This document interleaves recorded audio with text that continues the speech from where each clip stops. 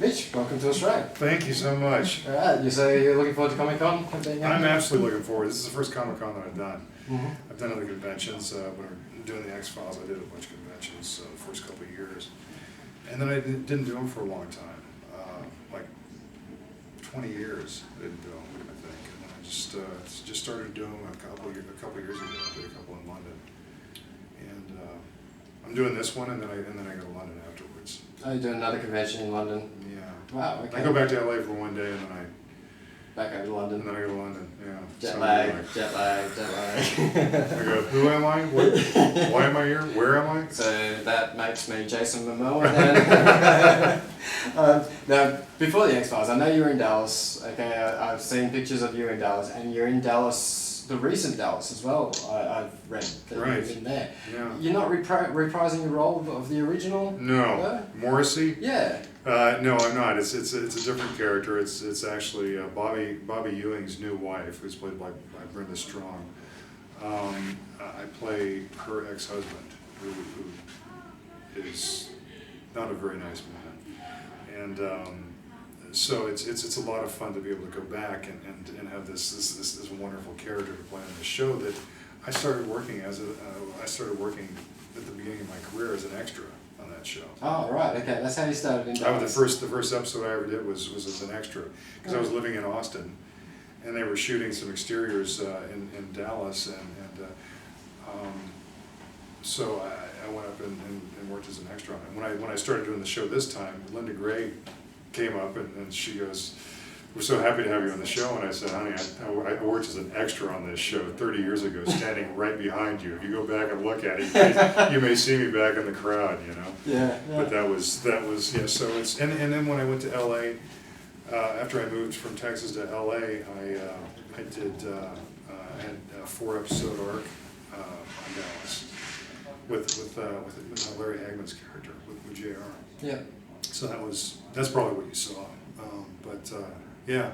Wow. Yeah. So it's cool to go back and come back all the way around. Yeah. And they're shooting it in Dallas, and I love Texas, and it's a real treat to be able to do that. Full circle. Full circle, absolutely. Now, before the X-Files, were you a sci-fi fan? Yeah, I've always been big. I've always read sci-fi and fantasy. You know, since I started reading, it's always been, I think, what's attracted me. So to be able to be an actor working in that genre is to me, it's a treat. So do you choose those roles? Are they roles that you actually just target and go after? No, not necessarily. It's they just happen to come my way, and especially having such a history of a career of doing that genre. It's the more you do, the more people want you to do it. Yeah. Yeah. And it's fine with me. I enjoy it. Now, there's talk of a third X-Files movie.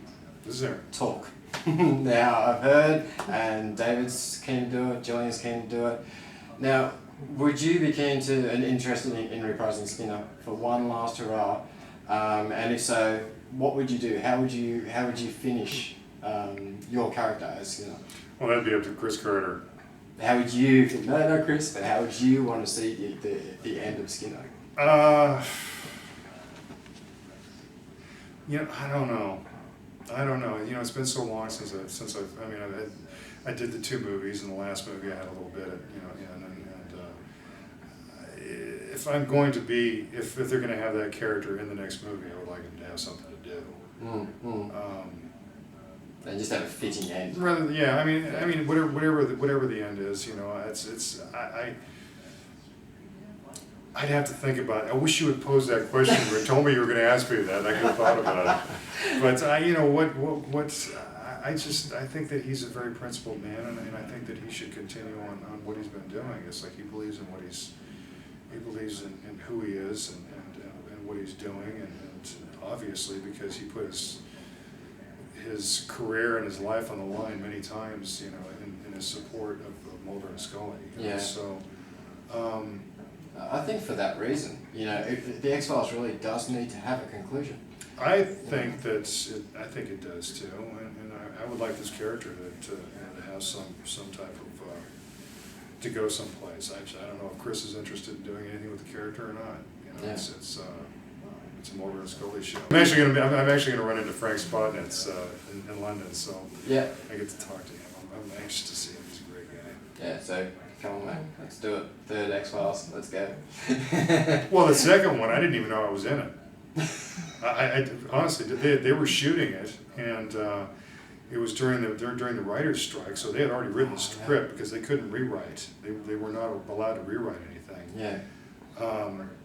But I got a call from Chris one day, and he goes, "So you're in the movie?" And I was like, and they had been shooting for like a month, and I was said, "Well, that's nice to know," you know. And, Yeah. so anyway, they you know, I went up and did it, and it was funny because at one point there was a line I wanted to change or something. I said, "Can I say this instead of that?" And he goes, "You can say whatever you're gonna say because I can't change it. I can't rewrite it. I can't do anything." So it's like, you know, you can just go on and say whatever you want to say. Yeah. Of course, then I did that, and he was like, "Yeah, let's not say that." Now, given the quality of TV on at the moment, away from the X-Files, obviously, now, there's a lot of quality on TV at the moment in regards to sci-fi, fantasy. Well, not so much sci-fi. Sci-fi seems to have kind of gone on hiatus. I think the only thing we've got really is Falling Skies at the moment, but there's so much good fantasy TV on at the moment. Game of Thrones, True Blood, things like that.